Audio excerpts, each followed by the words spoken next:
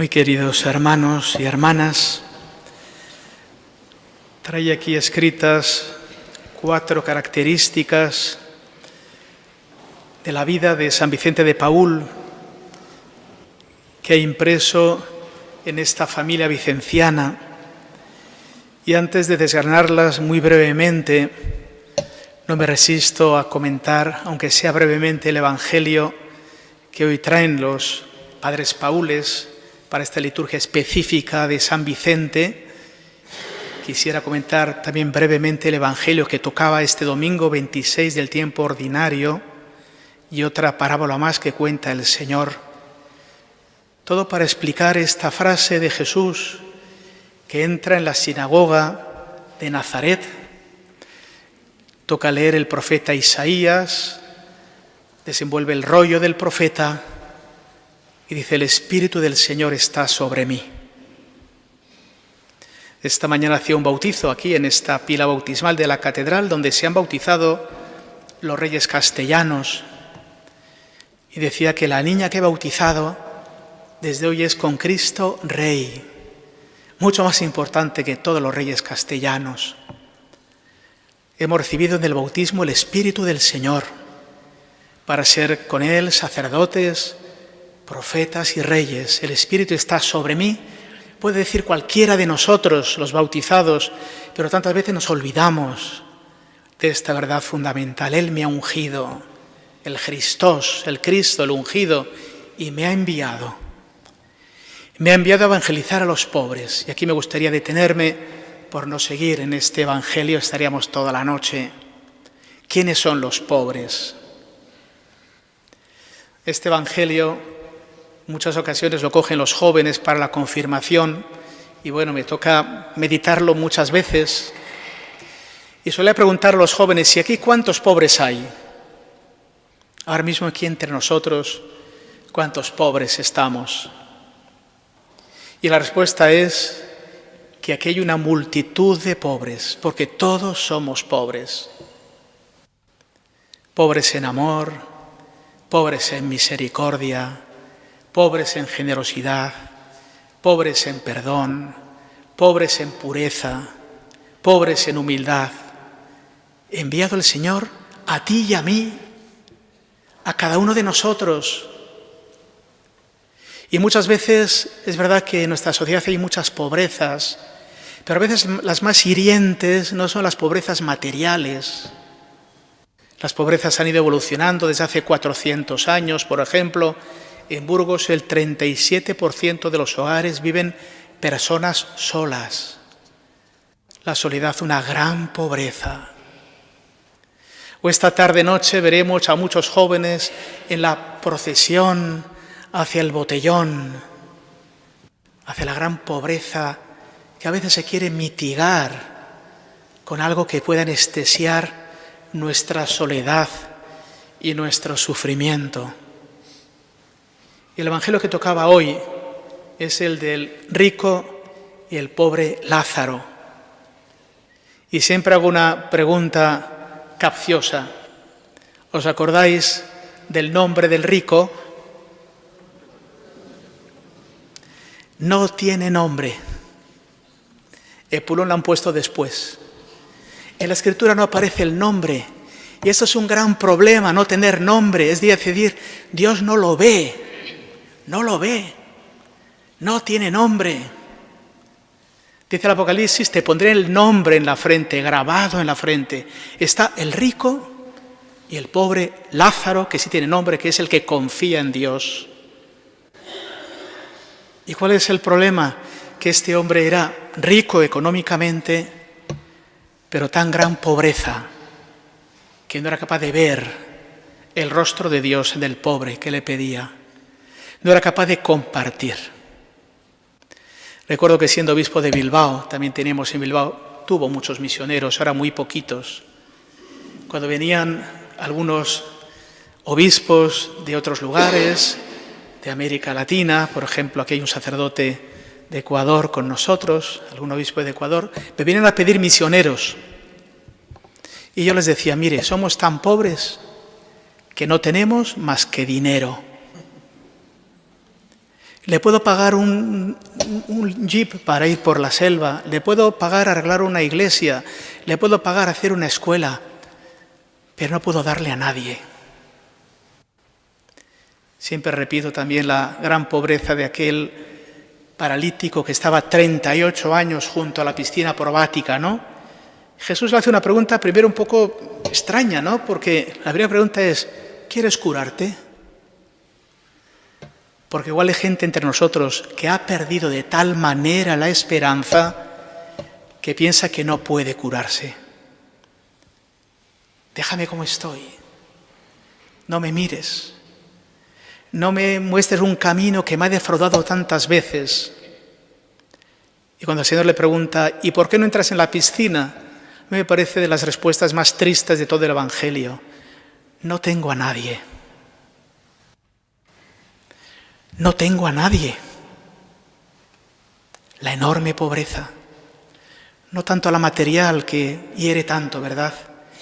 Pero no tener a nadie que te consuele, que te acompañe, que te haga salir del pozo de la oscuridad, de la soledad, la gran pobreza.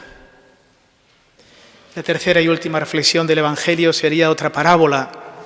Conocéis bien, ¿no? Aquel hombre que había acumulado muchas riquezas y hizo un gran granero y dijo, ahora ya voy a descansar.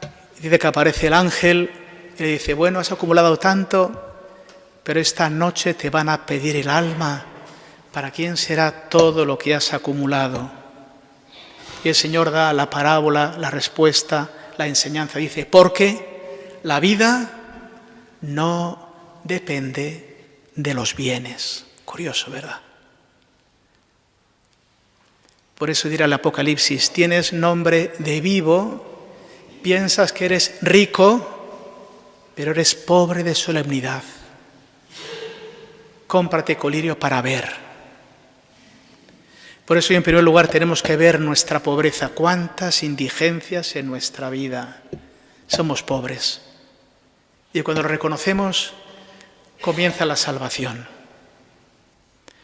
San Vicente de Paúl se dio cuenta de la enorme pobreza de la época de su tiempo, hace 400 años.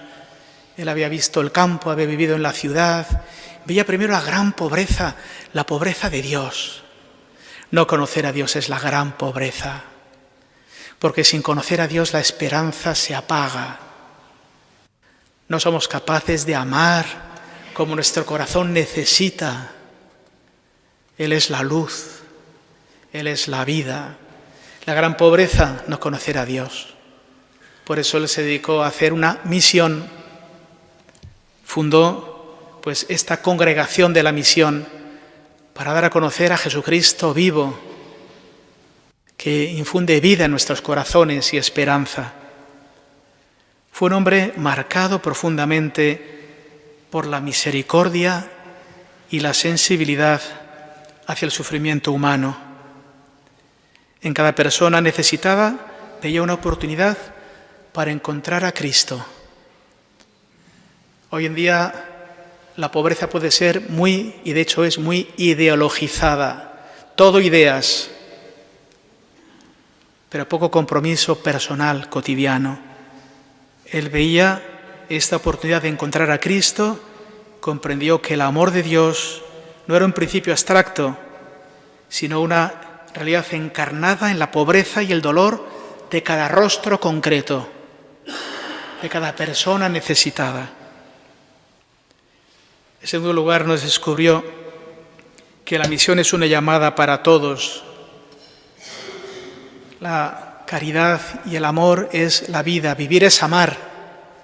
Como dice San Juan, el que no ama está en la muerte, está muerto. Y amar es servir. No he venido para ser servido, he venido para servir y entregar la vida en rescate por todos. Decía San Vicente que la pobreza material no puede separarse de la pobreza espiritual. Buscó formar una comunidad de misioneros dispuestos a predicar el Evangelio no solo desde el púlpito, sino llevando el consuelo y esperanza en las personas concretas que lo necesitaban. Por eso amanece ese carisma vicenciano de servir a los pobres. Aparece esta congregación de la misión como el deber del encuentro con los pobres, pero no de modo superficial, sino buscando transformar profundamente sus vidas.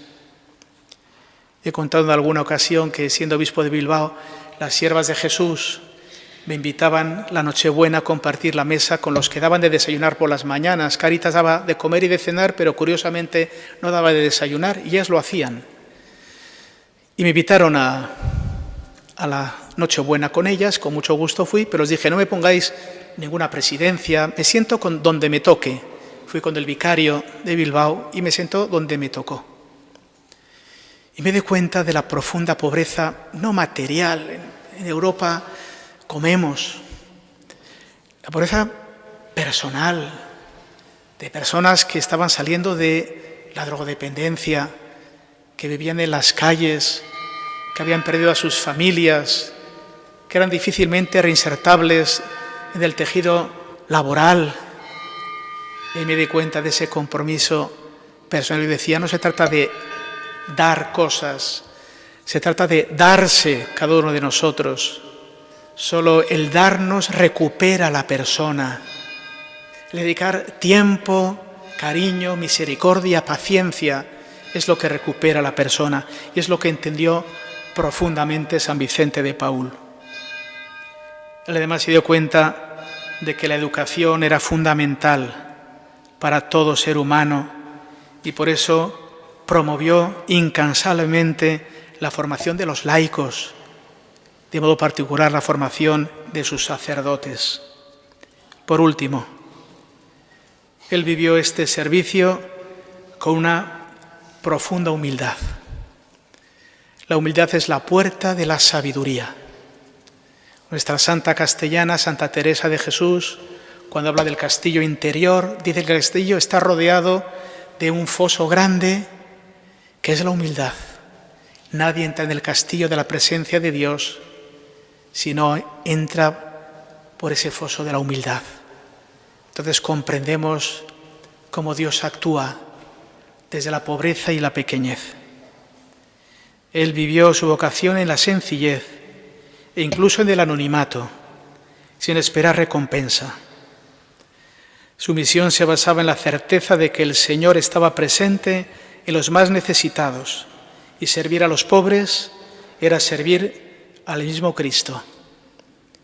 De un modo parecido lo entendió Santa Teresa de Jesús cuando dice que Jesús, el Señor, recibe lo que le demos, pero solo se da del todo cuando nosotros nos damos del todo.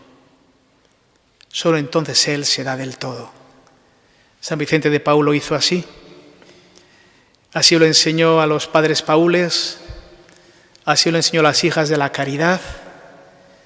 Yo he visto sus obras tanto en Bilbao como aquí y no quiero arreglarles los oídos, pero he de decir que son unas mujeres apasionantes e impresionantes, totalmente entregadas, con la sonrisa en los labios, los lugares más oscuros y más sórdidos de la vida humana, donde parece que no hay esperanza, hay una hija de la caridad como un faro de luz, como un faro de esperanza. Y por eso es justo que hoy demos gracias al Señor por este carisma vicenciano. Ojalá suscite muchas vocaciones a los paules, los padres paules, que no son religiosos, son sacerdotes diocesanos, que están en una congregación de vida apostólica, y también ojalá tantas santas mujeres, tantas hijas de la caridad, que las vemos por la calle siempre sin distraerse a sus cosas, a sus tareas, y que realizan una labor impresionante escondida.